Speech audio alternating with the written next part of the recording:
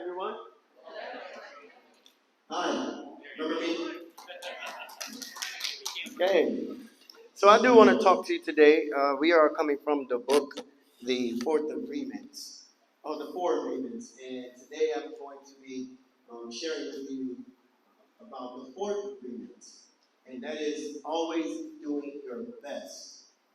So I'm honored again, once again, that we can thank you. Anytime I get to share, it's a privilege for me. And the fourth agreement, always do your best, is very summed up in a way where it's about not judging yourself for your failures. Right? You look at things and like you're doing, it's just not beating yourself up or not judgmental.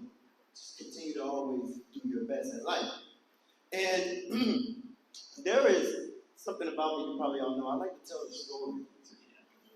It's kind of like a thing I do when I get up there, right? But there is a common theme that happens around me. And when it comes to people getting to know me, very brand new people. And the common theme, people begin to ask me this question. You know, after a few tea dates, a few lunch outings, and a few coffee conversations, people start to guess and ask themselves. They say, Omaka. I say, yes. They say, what is it that you actually do?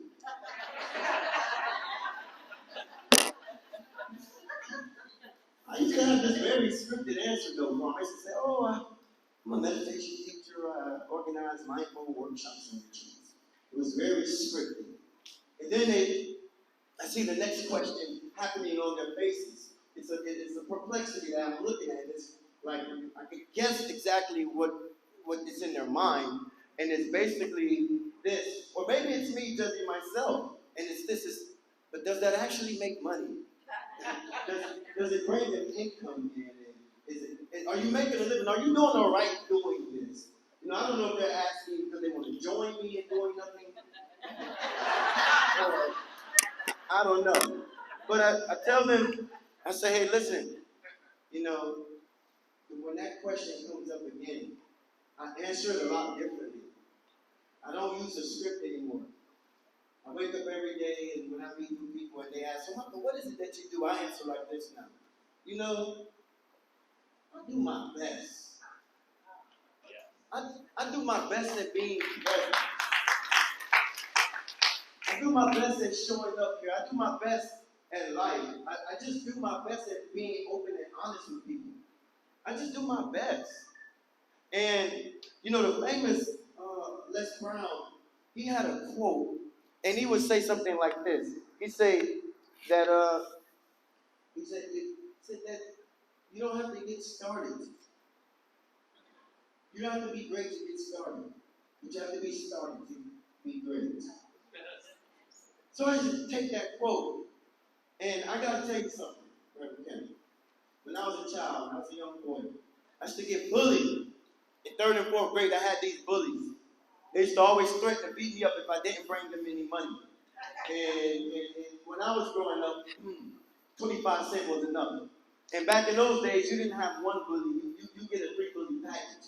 You know, I had the 3 bully package. You know, it was 3 of them, and they used to threaten to beat me up every time if I came to school and I didn't have a 25 cents or a quarter or something, right? And so my mom used to always keep loose change in her purse. And I used to take the money, I won't say steal.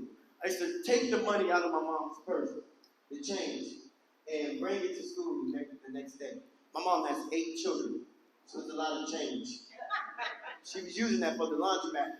And I didn't wipe her clean, but it was enough to notice something was missing. So she asked my dad, she said, who's taking money out of my purse?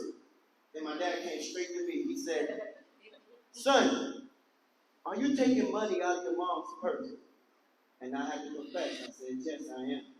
I'm taking money, yes. But I thought, you know, he'd be on my side. He thinking he would reason with me. I told him, I said, but listen, here's why. Here's why. I got a great story for you. I have these bullies at school, and they're threatening to beat me up. And I thought my dad would just shovel the whole purse over to me. That didn't happen.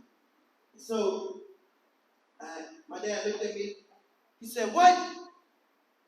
He said, what are you talking about? He said, boy, you got to learn how to fight back. I said, wow. He said, you know what? I got something better for you. If you don't fight them, you're going to have to come home and fight me. But I got to tell you, I took half of his advice. I took some of it. I come home from school the next day, and, I beat the heck out of my dad.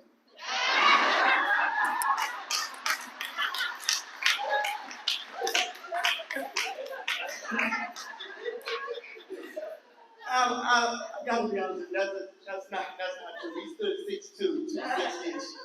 I wasn't beating him up. I wouldn't be in front of you today if I thought I could do that.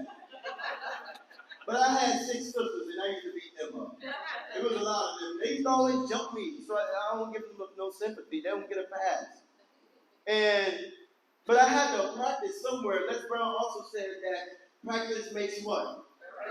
Absolutely not. He said that practice only makes improvement because we can always better our best. We can always better our best, but I got my practice in on them. And I'm like, hey, listen, if you want me to learn how to protect you and myself, I need to practice. But I got to tell you, I took that advice that my dad actually gave me some years later, and I entered into the sport of boxing.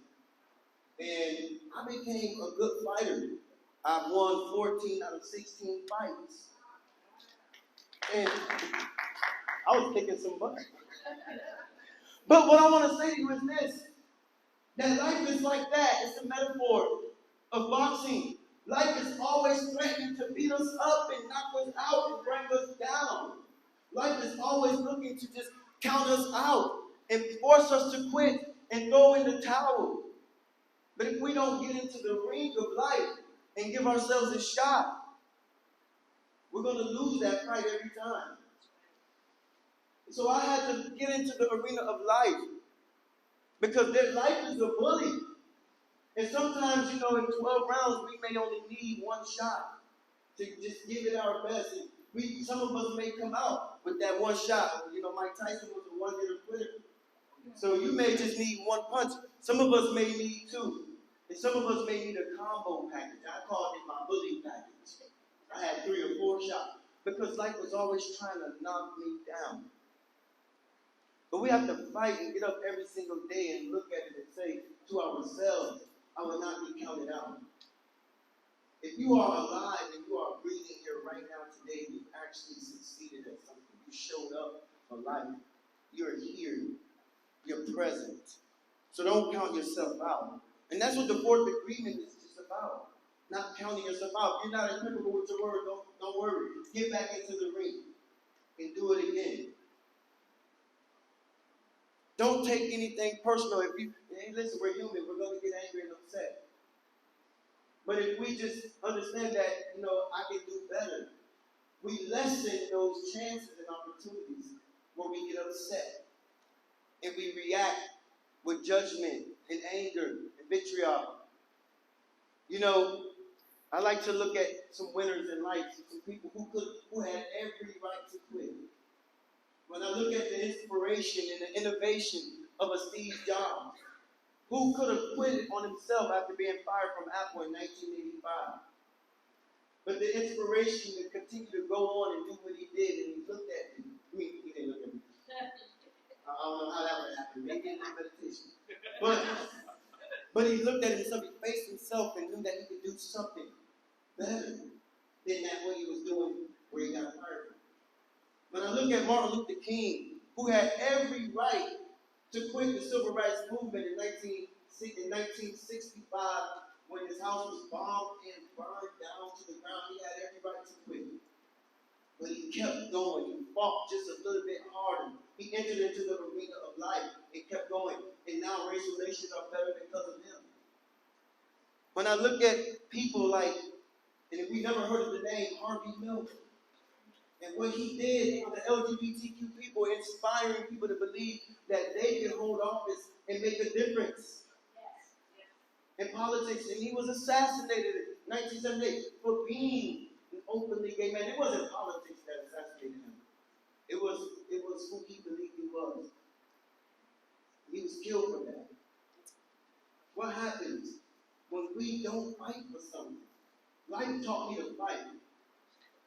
Life taught me that if I don't win at certain things, it's okay. And that's what the fourth agreement is sharing. It's okay. You get knocked down, but get back up. Don't quit on yourself. Get back up. Go back out there and fight. You know, I like to leave you with something. And I just believe in this. And I believe that if we can conceive it, we can achieve it. All we got to do is believe it to receive it. But it comes by doing our best to retrieve it.